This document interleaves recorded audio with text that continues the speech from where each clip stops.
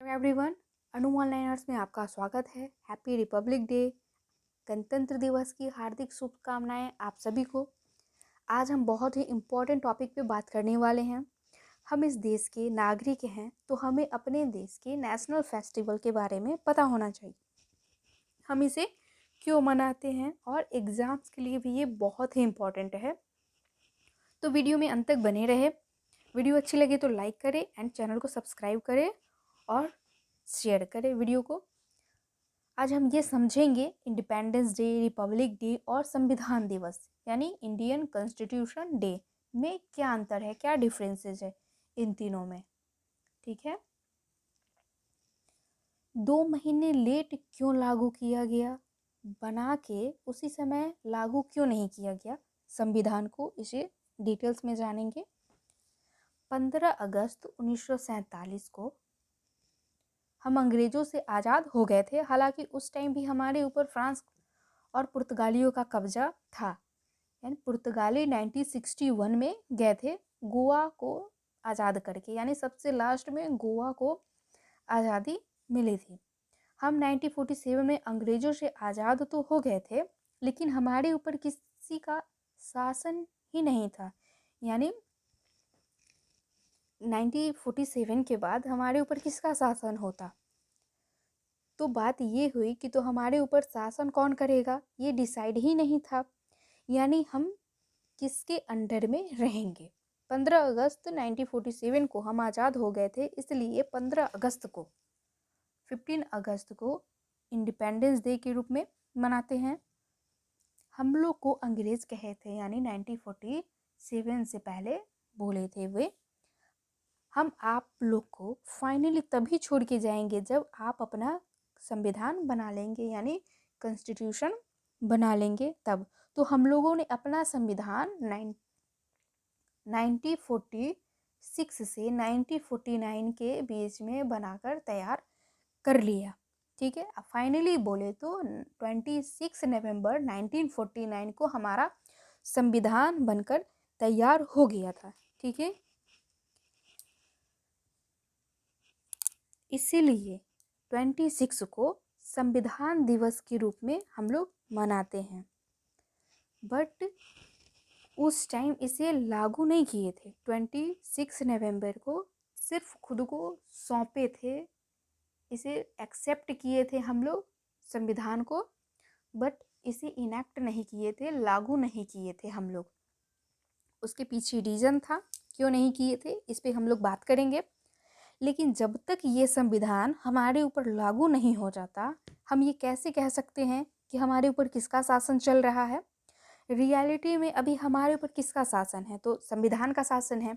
अभी supreme court, president, PM, हमारे देश में आप जितने भी देख रहे हैं सभी संविधान के अंडर ही काम करते हैं। ये सभी जितने हैं सब संविधान के अंदर, इन सभी को संविधान का पालन करना पड़ता है। उसी के अनुसार उसमें जो नियम कानून दिए गए हैं उसी के अनुसार काम करना होता है। हम इसे सिंपल लैंग्वेज में समझे तो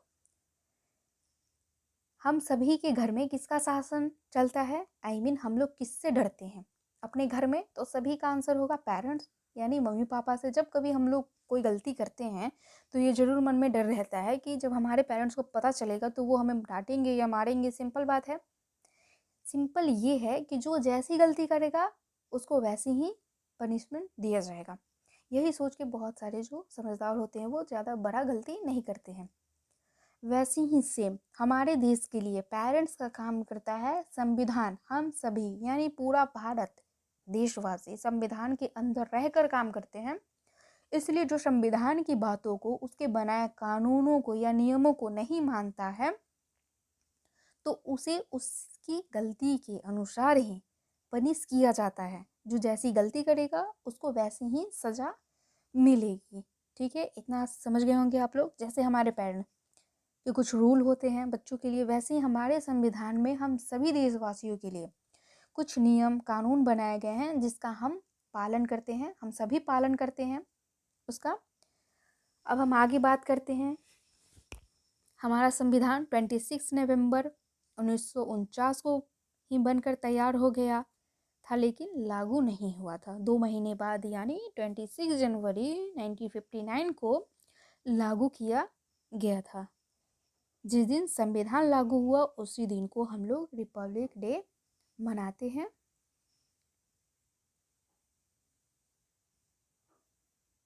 ये देखिए 26 जनवरी 1950 को लागू हुआ और 26 को गणतंत्र दिवस के पर्व के रूप में हम लोग मनाते हैं। रिपब्लिक का मतलब ये होता है गणतंत्र। गणतंत्र का मतलब होता है भारत एक रिपब्लिक है, यानी यहाँ के राष्ट्रपति खानदानी नहीं होंगे, यानी वंशानुगत नहीं होंगे, चुन के आएंगे। राष्ट्रपति पीएम हम लोग के यहाँ चुन के आते हैं और इन्हीं लोगों का हम लोग के ऊपर शासन रहेगा। इसी वजह से जिस दिन हम लोग आज़ाद हुए उस दिन को स्वतंत्रता दिवस मनाते हैं और 26 नवंबर जिस दिन संविधान बनकर तैयार हुआ उस दिन संविधान दिवस के रूप में मनाते हैं। और जिस दिन हम लोग के ऊपर संविधान को लागू किया गया, इनेक्ट किया गया, लागू, उस दिन को हम लोग गणतंत्र दिवस यानी रिपब्लिक डे के रूप में मनाते हैं। ठीक है, ये बहुत ही इम्पोर्टेंट है। बहुत से बच्चे कंफ्यूज हो जाते हैं इसमें, तो इसमें कंफ्यूज नहीं होना है। 26 नवंबर को बन के तैयार हुआ, बट ये इनेक्ट नहीं हुआ, लागू नहीं हुआ। लागू कब हुआ? तो 26 जनवरी को लागू हुआ था। ठीक है, याद रखेंगे। अब ये देख लेते हैं संविधान के बारे में कुछ इंपॉर्टेंट पॉइंट्स है। भारत का संविधान भारत का सर्वोच्च विधान है। भारतीय संविधान लिखने वाली सभा में कितने सदस्य थे? तो 299 कुल सदस्य थे। इसके अध्यक्ष, अस्थाई अध्यक्ष डॉक्टर राजेंद्र प्रसाद थे और अस्थाई अध्यक्ष सच्चिदानंद सिन्हा थे। संविधान सभा के अस्थाई अध्यक्ष थे सच्चिदानंद सिन्हा। ये भी याद रखेंगे, ये भी बहुत इंपॉर्टेंट है। फादर ऑफ इंडियन कॉन्स्टिट्यूशन किसे कहा जाता है? तो भीमराव अंबेडकर को कहा जाता है। ये प्रारूप समिति जो सबसे प्रमुख समिति थी उनके चेयरमैन थे बी आर अम्बेडकर। और संविधान ये जब बन रहा था तो उसमें टोटल 8 बड़ी समितियां थी और कुछ छोटी समितियां भी थी, ये भी याद रखेंगे। ठीक है, और संविधान सभा के सलाहकार कौन थे? तो बी.एन. राव संविधान सभा के सलाहकार थे। ये बहुत ही विद्वान थे। इन्होंने विदेशी संविधानों का अध्ययन करके बहुत सारे विदेशी संविधानों का इन्होंने अध्ययन किया था और जहाँ से जो अच्छा लगा उसे भारत के संविधान में समावेशित किया या सम्मिलित किया, इंक्लूड किए। जैसे आप लोग पढ़ते होंगे कि ब्रिटिश के संविधान से ये लिया गया है, रूस के संविधान से ये लिया गया है, कनाडा से ये लिया गया है। ऐसे ही बहुत सारे संविधान, उन्हें बहुत सारे देशों के संविधान का अध्ययन किया और जहाँ जहाँ से जो उनको अच्छा लगा बी.एन. राव को, वो अपने देश में यानी भारत देश के संविधान में उसे इंक्लूड करते गए, शामिल करते गए। म्यांमार के संविधान को भी बनाने में इन्होंने मदद की थी बी.एन. राव ने, और म्यांमार का पुराना नाम था वर्मा। संविधान को बनाने में लगभग एक्यूरेट बोले तो 2 साल 11 माह 18 दिन लगा था संविधान को बनने में, इतना टाइम लगा था। और हमारा संविधान दुनिया का, वर्ल्ड का सबसे बड़ा लिखित संविधान है। ये भी इम्पोर्टेंट है, बहुत बार एग्जाम में पूछा जा चुका है कि दुनिया का सबसे बड़ा संविधान कौन से देश का है? तो हमारा भारत देश का है। और उस टाइम ये टाइपिंग वगैरह नहीं होता था, हमारा संविधान हाथ से लिखा हुआ है, कलम से, पेन से लिखा हुआ है। उस टाइम टाइपिंग वगैरह नहीं था, ये भी इम्पोर्टेंट है। अब बात करते हैं 26 जनवरी के इतिहास के बारे में कि हम लोग संविधान को लागू करने के लिए 2 महीने का इंतजार क्यों किए, यानी 26 जनवरी को ही क्यों संविधान लागू किया गया, इसके बारे में अब हम देखेंगे। ये देखिए, ये है भीमराव अंबेडकर। जब संविधान बन गया था 26 नवंबर 1949 को ये राजेंद्र प्रसाद है, उनको ये सौंपते हैं संविधान बना के। इनका बहुत ही महत्वपूर्ण योगदान है संविधान बनाने में। फादर ऑफ इंडियन कॉन्स्टिट्यूशन इनको कहा जाता है, भीमराव अंबेडकर को। ये भी बहुत इम्पोर्टेंट है। और जब संविधान बन के तैयार हो गया था तो उनके जितने भी मेंबर थे संविधान सदस्य, उन्होंने इस पे हस्ताक्षर किए संविधान पे। ये देखिए, ये राजेंद्र प्रसाद हैं, सॉरी पंडित जवाहरलाल नेहरू हैं, ये हस्ताक्षर करते हुए संविधान पे। इनके जितने भी सदस्य थे उन सभी ने यहाँ पे हस्ताक्षर किए थे और खुद को समर्पित यानी खुद को दिए थे, सौंपे थे संविधान। अब हम आगे देखते हैं 26 जनवरी के बारे में देख लेते हैं कि इसी दिन क्यों लागू हुआ संविधान। तो कांग्रेस का अधिवेशन मतलब हर साल दिसंबर में ही मनाया जाता था, ईयर के लास्ट में मनाया जाता था, दिसंबर में ही ईयरली मीटिंग होता था इसका, हमेशा साल के अंत में होता था। लाहौर अधिवेशन 1929, ये लाहौर अधिवेशन 1929 में इसके अध्यक्ष थे पंडित जवाहरलाल नेहरू। ये भी याद रखिएगा, 31 दिसंबर को हुआ था। 31 दिसंबर 1929 लाहौर अधिवेशन, इसके अध्यक्ष पंडित जवाहरलाल नेहरू थे, अध्यक्षता कर रहे थे। यहीं पे इन्होंने पूर्ण Swaraj, complete self rule, total independence की मांग की थी पंडित जवाहरलाल नेहरू ने, रावी नदी के तट पे। ये भी इम्पोर्टेंट है। इन्होंने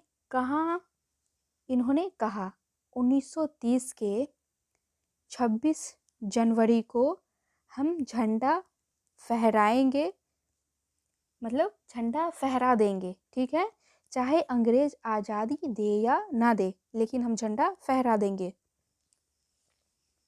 ठीक है। 26 जनवरी को मिनी इंडिपेंडेंस डे के,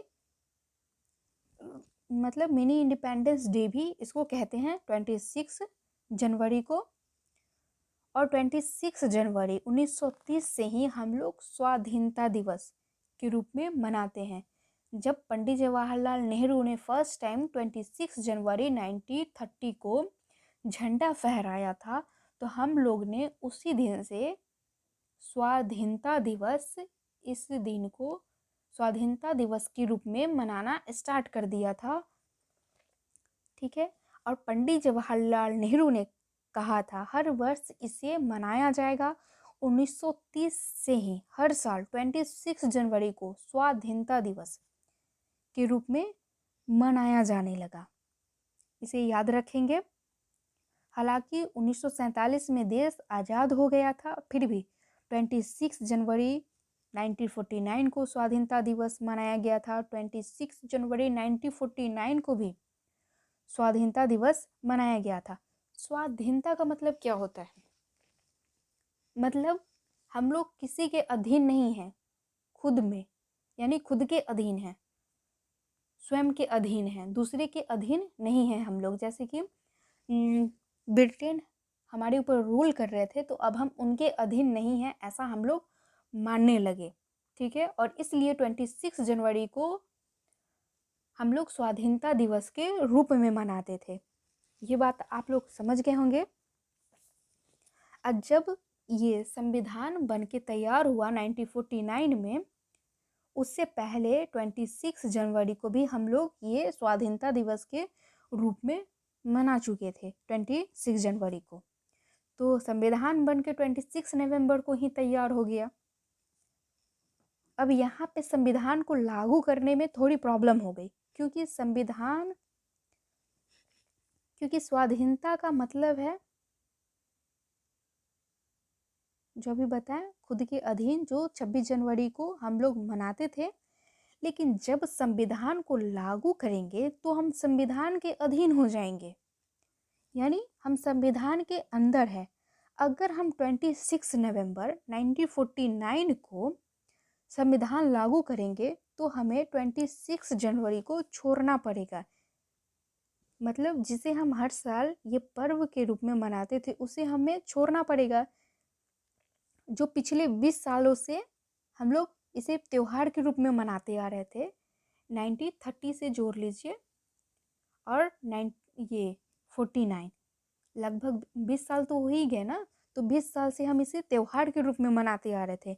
जिन्होंने संविधान बनाया था उन सभी सदस्यों ने सोचा कि सिर्फ 2 मंथ की तो बात है, रुक जाते हैं और 26 जनवरी को ही संविधान लागू कर देंगे, जिसे हम स्वाधीनता दिवस के रूप में मनाते आ रहे थे 1930 से। ठीक है, अगर संविधान 26 नवंबर 1949 को लागू कर दिया जाता तो 26 जनवरी का महत्व ही खत्म हो जाता। इसीलिए 26 जनवरी को सिर्फ बचाने के लिए कि ये जो हमारा त्योहार है इसका महत्व खत्म ना हो, इसलिए हम लोगों ने 26 जनवरी को अपना संविधान लागू किया। ठीक है, इसीलिए और 26 नवंबर 1949 को संविधान लागू नहीं किया गया था। यही रीजन था कि 26 जनवरी का महत्व खत्म ना हो, इसके महत्व को बचाने के लिए ऐसा किया गया था। और 26 नवंबर को हम लोग संविधान दिवस के रूप में मनाने लगे। ठीक है, ये तो बात आप लोग समझ गए होंगे। अगर कुछ प्रॉब्लम हो तो आप कमेंट बॉक्स में लिख सकते हैं।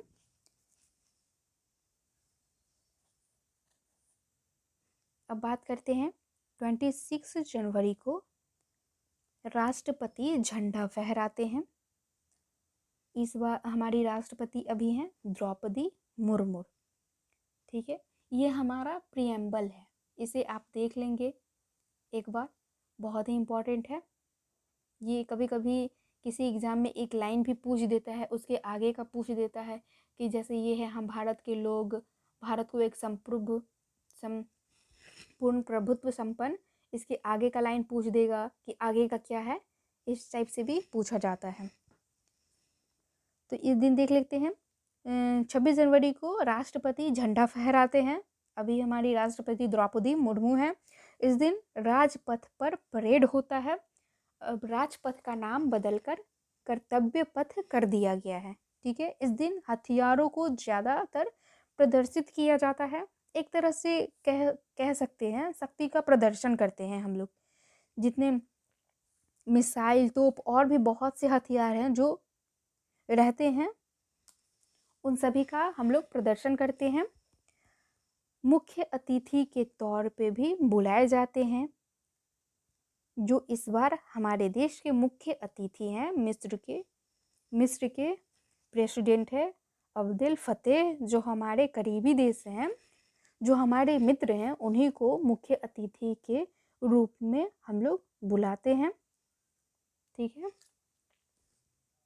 अब आगे देखते हैं। ये कुछ इम्पोर्टेंट है पॉइंट्स, ये देख लीजिए। 22 जुलाई 1947 को राष्ट्रीय ध्वज को अपनाया हम लोगों ने। 24 जनवरी 1950 को राष्ट्रीय गान, 24 जनवरी 1950 को राष्ट्रीय गीत को अपनाया। 24 जनवरी 1950 को, हाँ, ये डॉक्टर राजेंद्र प्रसाद को भारत के पहले प्रेसिडेंट के रूप में चुना गया था। एक्चुअली चुनाव हुआ था 1952 में। 1952 से 1962 तक ये राष्ट्रपति रहे और 1950 में जो ये राष्ट्रपति बने थे 1952 तक, ये 2 साल अंतरिम राष्ट्रपति थे। अंतरिम सरकार के रूप में थे ये, अंतरिम सरकार के अंदर थे ये, 2 साल राष्ट्रपति बने और ऐसे स्वतंत्र भारत के राष्ट्रपति। ये मतलब क्या 1952 से 1962 यानी 10 साल और ये 2 साल, टोटल इनका प्रेसिडेंट काल 12 साल रहा। ये राष्ट्रपति के पद पे रहे हैं, 2 साल अंतरिम। 26 जनवरी 1950 को भारतीय संविधान को अपनाने के उपलक्ष्य में यह दिवस मनाया जाता है। गणतंत्र दिवस समारोह की शुरुआत तिरंगा फहराने और 21 तोपों की पारंपरिक सलामी के साथ हुई थी, ये भी याद रखेंगे। ये इस वर्ष गणतंत्र दिवस के अवसर पर ये देख लीजिए, अतिथि अब्दुल फतेह हैं। आज के लिए इतना ही। Thank you for watching my video. Video अच्छी लगी हो तो लाइक करें एंड चैनल को सब्सक्राइब करें और शेयर करें।